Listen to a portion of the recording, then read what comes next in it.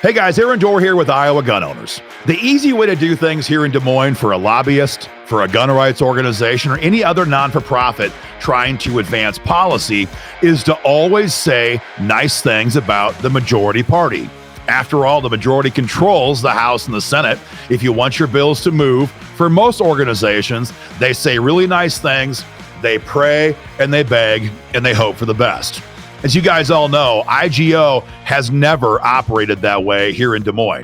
For the most part, we have used a grassroots sledgehammer to force gun rights to move forward here in Des Moines since our founding way back in 2009. Now, for the last couple of years, with the size of the majorities that we all have here in Iowa, it's been a lot easier to move gun bills through Des Moines. But for the most part, it has always been grassroots pressure from you guys, the members of IGO, that have got things done. This video is going to be a bit of a throwback to the sledgehammer days, and we do this knowing it's going to make the majority leadership team in the Senate in particular very upset. We do this knowing it's going to make Chairman of Judiciary Jason Schultz, my former friend, upset. But we have a job to do. And when pro-gun leaders kill pro-gun bills in Des Moines, there needs to be a consequence. This bill is about HF 945. If you've been watching our emails, watching our videos, or getting our text, you know what this bill is about. HF 945 is a bill we have helped with all session long that enhances or beefs up our Stand Your Ground law here in Iowa. The bill does four primary things. Number one, perhaps most important of all, it allows us to assert Stand Your Ground protections in a pre-trial hearing. Right now here in Iowa, thanks to the way the Supreme Court has chosen to interpret Stand Your Ground law, for the most part, we can only invoke Stand Your Ground law on appeal. That means after you've been convicted, after your life is a country song, you're broke, you're unemployed, your neighbors think you're a killer, that's when we get to invoke Stand Your Ground law here in Iowa. That's ridiculous. And this bill acknowledges that and gives us a pre-trial hearing. If the judge agrees that the force you used was lawful, that's it. Case closed. You walk out the door a free man or a free woman. That's what the bill does. Number two, it makes us immune. We are immune from criminal charges following the defensive use of force as long as the force that we use was lawful. So a liberal Soros-backed prosecutor like we have in Polk County cannot charge you just because. Third and finally, the bill clarifies that the immunity that we have also covers us in civil court as well. This protects us from being bankrupted by legal fees from bogus lawsuits filed by the same thug who attacked you on the street or from his or her estate. So it's a major upgrade over our current Stand Your Ground law. We've been fighting for this for a very long time. Now, in the House, the Democrats got on board with this bill as well. In fact, this is still kind of hard to imagine, but Democrat State Rep Rick Olson filed an amendment on the bill, and it said, hey, if we lose the pretrial hearing, we should still have the right to assert Stand Your Ground law again when the case goes to trial. It was a great amendment. Frankly, we should have thought of that ourselves. It made the bill better. The amendment was adopted, and this bill passed the Iowa House by a bipartisan vote. Wait for it. It was 89-6. Never in almost 20 years, never have we seen a gun bill pass any chamber in Des Moines with a margin like that. 89-6. That means 89% of the Iowa House, Democrats and Republicans, voted in favor of that bill. It was an historic victory for gun rights, and it was a realization on the part of House Democrats that fighting against the Second Amendment is simply bad politics. So the bill moves out of that chamber with rocket fuel. From there, it goes to the Senate. It was assigned and referred to the Judiciary Committee. The chairman of that committee is Jason Schultz from Denison-Schleswig area. From there, Chairman Schultz assigned the bill to a subcommittee. He made himself the chairman, and then he had Senators Dawson and Knox. We thought hey, you know what? This is going to move out really quick. It's going to move really fast because Jason Schultz assigned himself to the subcommittee. And, just giving the bill a subcommittee assignment is very often a very good thing. And do you want to guess what Senator Schultz did with HF 945 after he assigned it to a subcommittee? You want to guess? I'll wait. Okay, time's up. He did nothing.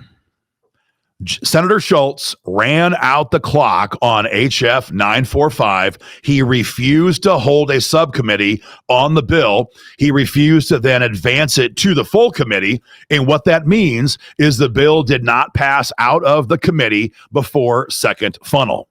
Now, funnel deadlines refer to when bills have to be out of committee for further consideration during the session as session begins to wind down. So he assigns the bill to himself and then deliberately takes no action on the bill, ran the clock out on the funnel deadline, and has done his best to kill the bill. Remember, 89-6 in the freaking House. Bipartisan support. Democrats filing pro-gun amendments. The result of all of that work, dead. The bill is dead, at least for the moment. Clock was run out, and it was done intentionally on the part of Senator Jason Schultz. You have to ask yourself the question, why? And we have, and frankly, there is no good answer. We do know that the County Attorneys Association, despite being registered neutral on the bill, are quietly behind closed doors actively trying to nuke this bill. Maybe that's the reason why. Maybe there's some other reason why. All we know is that right now, Senator Schultz has used the power that he has as the Judiciary Chairman to kill the bill. Now, the good news, and again, you can see what I'm saying now, right? It'd be a lot easier for us to simply say nothing. It'd be easier for us to just say, hey, you know what? We got one good pro-gun bill on Governor Reynolds' desk. We're very happy about that, and simply not even mention HF 945. That's what other organizations on other issue clusters would do. That's the easy way. But that's not how we advance freedom in our state. And so, guys, that's the bad news. The good news is that there are plenty of ways to resurrect the bill from its current position. One of those ways is to advance this bill on another bill via an amendment.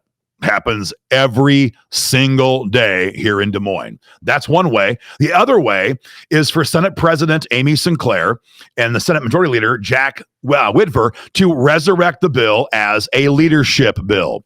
Leadership bills here in Des Moines are immune from deadlines. They are immune from the funnel calendar. They are immune from timelines of any kind. These bills can be filed today. They can be heard in subcommittee tomorrow. They can be in committee the next day and on the floor the day after that. That's how fast leadership bills can move. So Senator Schultz lacks the authority now to fix the mess he has made with HF 945. But again, Senate President Amy Sinclair and Senate Leader Jack Whitver have the authority to deal with this issue.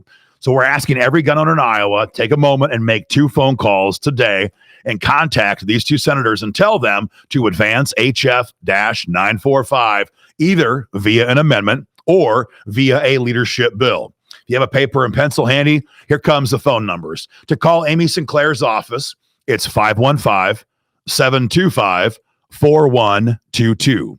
Again, that's 515-725-4122. To contact Senator Whitver, it's 515-281-3560.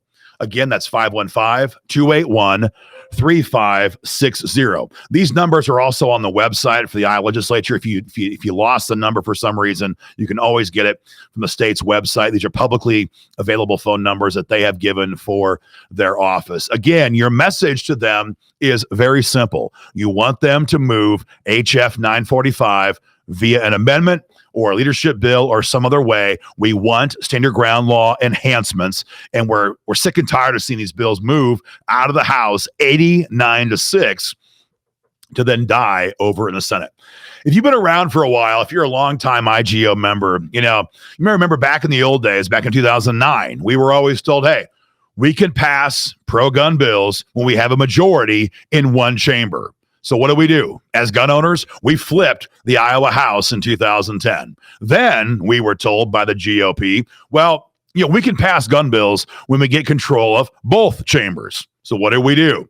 Gun owners threw out Mike Gronstal and Senate Democrats in 2016, and we gave the GOP complete control when session began 2017. Then we were told by the rhinos that we have to have bigger majorities. Folks, right now in Des Moines, we had the biggest majorities we have had since 1970. 1970. We're pushing 60 years. That's how big our majorities are. And still, we have pro-gun bills that have massive bipartisan support being shelved in Des Moines. Guys, enough is enough. It's time to get loud. Pick up the phone, make some phone calls today, contact those two senators and tell them to fix this issue. And again, a big shout out to Iowa House leaders because they moved this bill very quickly. They passed it out of the House 89-6. It was a bipartisan effort. They worked hard, they worked quick, and they worked smart to pass a really strong stand-your-ground law enhancement. So kudos to that chamber. Now it's time for the Senate to get going and finish this fight. Guys, make your phone calls today. We'll be sure to keep you informed. Take care.